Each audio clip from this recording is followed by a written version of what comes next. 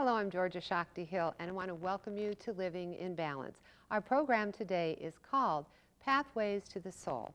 We're also going to answer the question, who do you think you are? Who do you think you really are? And also share some of 101 ways to open your heart. Come join us.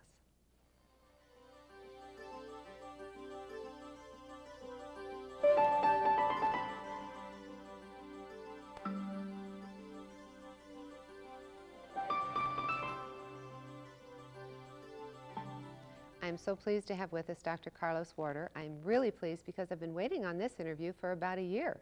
So welcome. Thank you. Thank you very much for having me. It's always perfect when it does happen. And I've had the opportunity then to read two of your books, which we're going to talk about both, because I think both of them have wonderful information for our audience. And the first one that we're going to talk about is the one I read last year, and it's called Who Do You Think You Are? And you answer that question, and I like that. And the answer that you gave, basically what I got is that we are essence. Absolutely.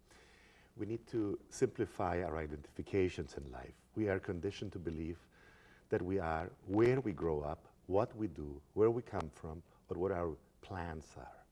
But the common denominator that takes place either when we are in a deep state of love or in a deep state of pain is the awakening of something which is a common denominator, a common witness throughout life, which I choose to call essence, because it is not grabbable or compressible. It is the substance of life itself with an identity that has no surname, an identity that has only one origin, the divine quality of who we essentially are. So the uniqueness of us, it is our personal identity, it is our essence of being, and you address this in many different ways, and you're saying that's answering the question of who do you think you are, and we should know that we are essence? Yes, yes, we should know, think, feel, and identify how this essence manifests itself in this dimension of existence.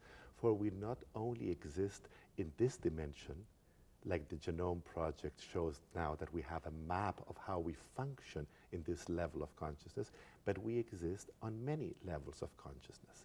To give you an example, we exist in the dream state. We exist in the meditative state. We exist in a unified field, which all sacred traditions have pointed to, the I am that I am. And in that place, it is not I am this body or that body, or I am this disease or this healthy condition, or this job, or this absence of the job. It goes beyond the duality. It goes to what the physicists call today the unified field. And this unified field is our core identity.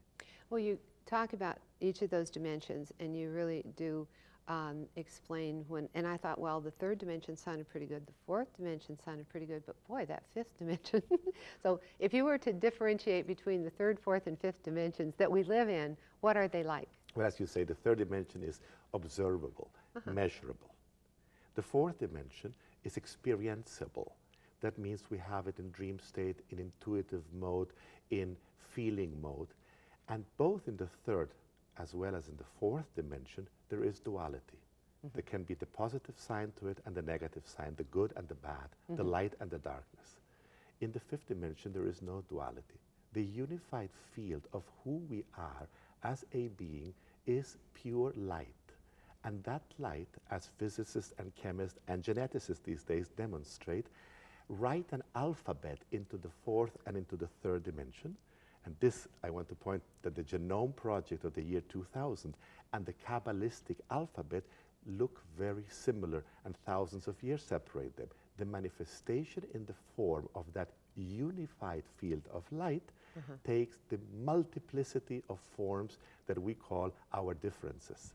When we identify with our differences and see ourselves as lesser than or more than the others, we create a separation. When we de-identify from our difference and say we use our difference to express, to serve, to care, but who we are essentially is a unified field called life, called humanity, called the living forms of existence, then we do not separate, and we can allow the flow of love to take place. And in that flow of love, healing at a greater scale happens. Now, I want people to know who you are as far as background, because you are a medical doctor, you do have a PhD. Psychiatry is your field, but you called it transpersonal spiritual psychiatry Yes. is how you practice it. Yes. That sounds much more interesting. When I went to medical school, I had this long time ago, over 30 years of graduate, I had this intuitive feeling that we were missing soul and heart in a medicine in which technology and pharmacology was the blessing of the time. And after I graduated and did some residency and postgraduate training, the question was still there. Why was heart missing? So I placed myself in a condition of student again, being an MD already or having an MD already.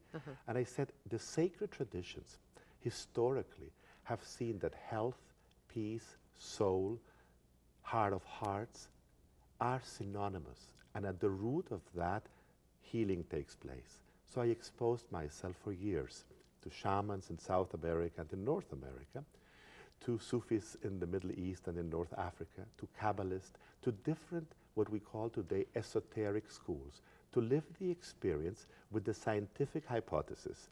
I believe that there is something at the core that Western medicine was then forgetting. It's now remembering it. Yes. And I came to the conclusion that my hypothesis was correct, that there was a need to recover the sacredness of our profession, and the only way to recover that sacredness was to recover the sacredness of our true identity. And I love that expression. You use that several times throughout the book, recover the sacred. And I thought it was very powerful with your background, because you are Jewish, born in Chile, but you studied Sufism, which is the mysticism of Islam. Yes. And of course the Kabbalah, which is the mysticism of the Judaism, and Christianity, and you also are very closely attuned to the Dalai Lama. So Yes, Buddhism, yes, and then I'm very honored to have had the opportunity of being in his presence, and to me he is a manifestation of a real, humble, truthful human being. Yes. That without any external ornaments speaks about the values, the core values of life, the way they are. Yeah. Not up and down, not above and below, not with sophisticated terms, but with the depth of being present in compassion, in love, in help. I remember many years ago I was in his house and we were discussing the universe. We were discussing, you know, incarnations and reincarnations, and why what had happened to Tibet had happened to Tibet. And at the end of the conversation, he very humbly said, but remember, I'm just a Buddhist monk and a political refugee. To place himself in that way Yes. is unique. Well, and you know, I think, I love the way you had expressed that having already done the scientific background, that you took your premise and you studied in all of the major religions of the world to find out where is the heart. Exactly. And also you keep coming back to that, opening the heart. And one of the things you want to share with us is personal integration process. Now that's part of your book, Pathways to the Soul. It's one of the 101 ways to open your heart. But tell us about that, because you said this one is actually your favorite of all the 101. Well, it's my baby. I synthesized it. I don't want to use the word I created it, because there's only one creator around here. But why is it my favorite? Because long ago, when I was in this pilgrimage, after I had graduated from psychiatry and I was seeing spiritual technologies, so to speak, I was seeing that people were polarizing. They were either doing therapy over therapy and using the psychological frame of reference, or they were doing spirituality, quote unquote, as a escape in a way from dealing with daily life and the issues that the character and the personality. So I integrated both. I brought them together, and I saw that mainly our intellect grows to the age it grows, allowing what education and what society we belong to. And our bodies, when they do not grow, we call them disabled or invalid. But we do not label or even comment on the fact that we don't learn how to love, that our emotional self remains with immaturities and reactivities or reactions from early childhood, which leads to an impossibility in two areas, the social and the spiritual. briefly. The spiritual, many people have mystical experiences, have love experiences, whether it is with another person in a sport through music, and Right. there is the pathways. that, yes. We have them. But then we say it's too good to be true. I can't believe it. I can't hold it. And why can't people hold it? Because the emotional self is immature and believes that it's too much for its globalness, for its holiness. It can be overwhelming. It can really be overwhelming. Sure. On the other side, our society lacks the rite of passage into the social self. What does that mean? In what we call primitive societies, the teenagers, the puberty, Right. girls and boys, are taking into a rite that allows them to join their emotional transition, their hormonal transition, Right. And it is a ritual. and a right. ritual to become a member of society. Our society lacks the invitation to become members of society. So in the personal integration process, I work with this 5 quintessence, 5 elements of essence, which is the mental, intellectual, the emotional, the feeling, the spiritual, the social, and the physical. And through maturing, through a process that I've designed that I do over 7 days, residentially. You bring that all together. Exactly. Wonderful. We're going to take a break. And when we come back, we will talk more of the 101 ways to open the heart, because I think that's important. And also we will answer that question, who do you think you really are? Okay, so if you'll stay tuned, we'll be right back. Living in Balance on Wisdom Television will return after these messages.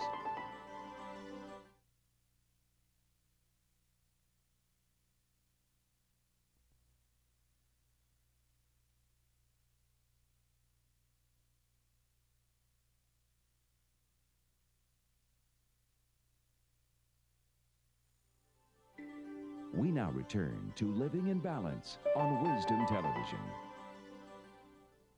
And if you are just joining us, I'm Georgia Shakti Hill, and I'm talking to a medical doctor with a PhD, a psychiatrist who has written 2 books that I love, plus many others, and also audios and videos and so forth that he has done, Dr. Carlos Warter. And what we're talking about today is pathways to the soul, 101 ways to open your heart.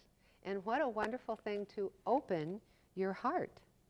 And what we're talking about here, the purpose behind all of this work is really healing. And we look at healing from different perspectives. And you said, let's not talk about this as curing. Right. We're talking about healing, making someone whole. And health is both self-love and empowerment. Right. And health is wholeness.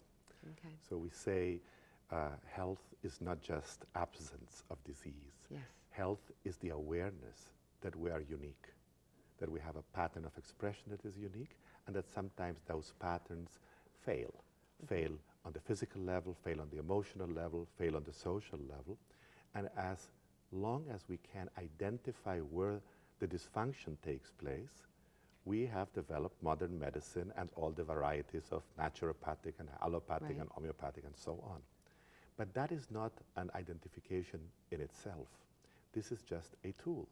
The tool for the individual that is going through the dysfunction, and we all at different times go through different problems in life, Yes. to remember ourselves.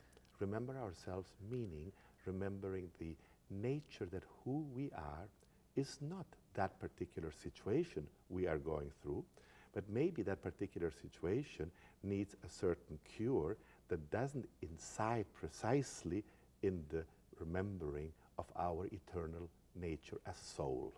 We are souls. Exactly. We have been led to believe that we are people who have souls, have cars, But we have are relationships. souls, and there's but a we difference. are Ah, souls. okay.